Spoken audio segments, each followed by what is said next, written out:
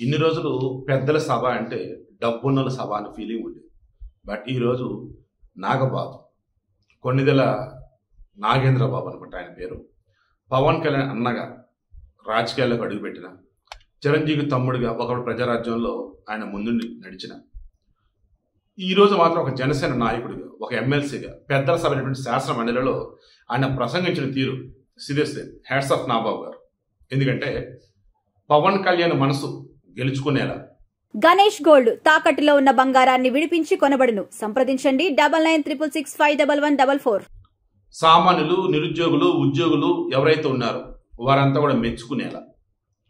ఏ సిస్టంలో అయితే ఏంట్రా ఇలా ఉందని చెప్పేసి మనంతా ఆలోచిస్తున్నాం, ఏ సిస్టంలో అయితే సగటు మనిషికి న్యాయం జరగట్లేదు, ఆ సిస్టమ్ గురించి ఈరోజు మాట్లాడండి. మన దేశంలో అక్షరాల 3,30,00,000 కేసులు పెండింగ్లో ఉన్నాయి. ఆంధ్రప్రదేశ్ 1,00,000కు పైగా కేసులు పెండింగ్లో ఉన్నాయి. District court, judicial remaining subordinate courts ఎక్కువండి.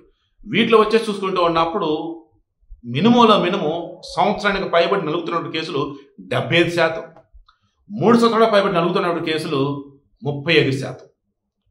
అంటే ఆయన ఒక ఎగ్జాంపుల్ చెప్పాడండి. దానికన్నా ముందు ఈరోజు వైసీపీలు వాకౌట్ చేసి వెళ్ళారు. అప్పుడు జనానికి అర్థమైంది ఏంటంటే వీళ్ళ బతికి ఇంతే. నాగబాబు వైసీపీ వాళ్ళ పేరు ఎత్తకుండా, జగన్ పేరు ఎత్తకుండా అసలు 2019-24 మధ్య అసలు ఏపీలో ఏం జరుగుతుంది ఏంటనేది కొండ బద్దలు కొట్టేశాడు. హోంమంత్రి అనిత, ఈమె కూడా హ్యాట్స్ ఆఫ్ చెప్తూ ఉన్నా. అసలు ఆమె మాట్లాడిందండి, ఐ థింక్ ఆమె టీచర్ అనుకుంటే గతంలో చాలా బాగా మాట్లాడుతుంది. ఈ మధ్య అయితే ఎంత బాగా మాట్లాడతారంటే ఆమె మొత్తం పిన్ టు పిన్ వివరించి చెప్తున్నారు. ఈరోజు చెప్పారు. నాగబాబు గారు ఏమన్నారంటే, ఇప్పుడు న్యాయం అనేది సకాలంలో జరగనట్టే అయితే వాడు శిక్ష పడ్డట్టే. ఇప్పుడు నేను బాధితుడినండి, బాధితుడు న్యాయం జరగాలి. బట్ న్యాయం జరగకపోగా డిలే అవుతూ పోతా ఉంటే నాకు కూడా శిక్ష విధించినట్టే. అది ఎక్కడ అసలు సమస్య ఎక్కడ? జ్యుడిషియల్ సిస్టంలో జడ్జిలు అన్న వాళ్ళు సవ్యంగా లేరు, పబ్లిక్ ప్రాసిక్యూటర్లు సఫిషియెంట్ వేలు లేరు. సో లోయర్ కోర్టు నుంచి హైకోర్టు వరకు జడ్జిలు ఉండాల్సిన వాళ్ళు ఉండాలి.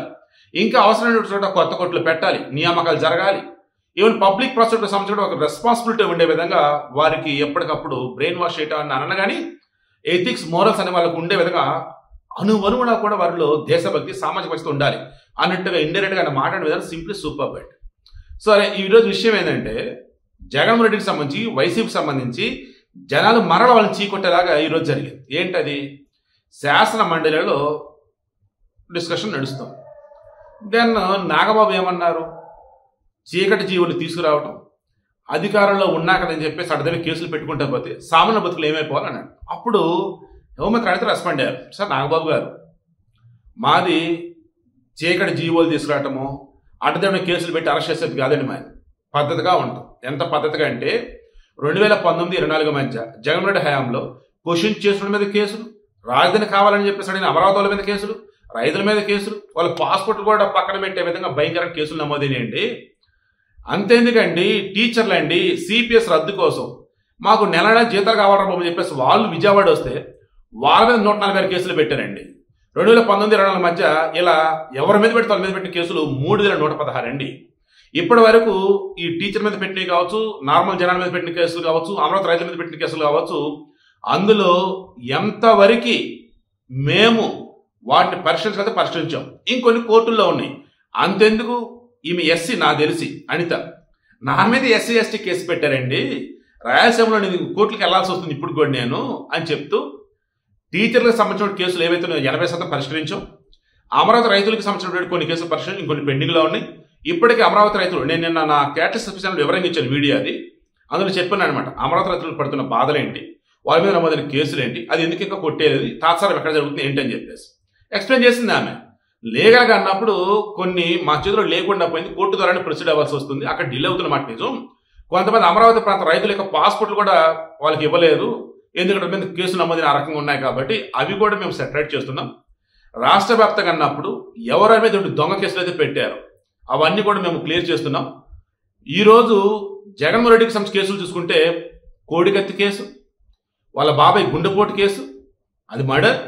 అండ్ ఆ తర్వాత చూసుకుంటూ ఉన్నప్పుడు తల్లి చెల్లి పెట్టిన కేసులు అటు చెప్పుకుంటూ పోతే అది కాదు మాది, పద్ధతిగా రూల్స్ ప్రకారం చట్టం తన పని తాను చేసుకుంటున్నట్టు మేము ఉన్నాం అని చెప్తూ మా ప్రభుత్వంలో ఎక్కడ కూడా అన్యాయంగా, అక్రమంగా, చట్టానికి వ్యతిరేకంగా మేము పనిచేయం.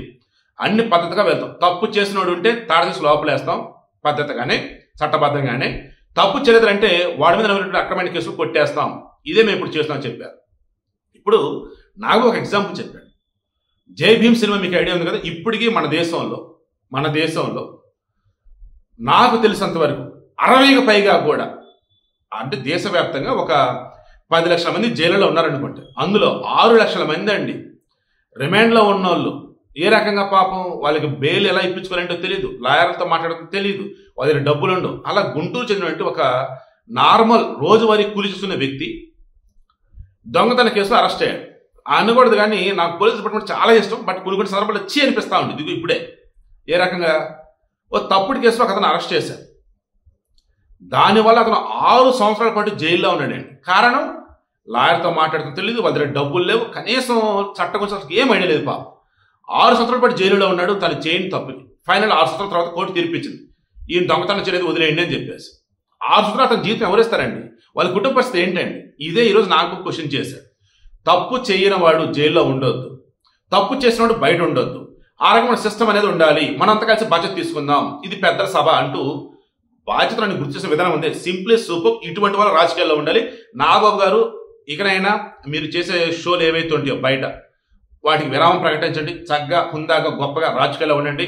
పవన్ కళ్యాణ్ గారికి రైట్ హ్యాండ్గా ఉంటూ, జనసేనకి నాయకుడిగా ముందుంటూ, కూటమి ప్రభుత్వంలో కీలకమైన నేతగా ఎదుగుతూ, అన్నింటికి మించి ఒక ఆంధ్రుడిగా, ఒక తెలుగువాడిగా అందరూ మెచ్చే విధంగా ఈ సమాజం అంతా కూడా మిమ్మల్ని చూసి గర్వపడే విధంగా మీరు ఉండాలి, మీరు ఎదగాలి.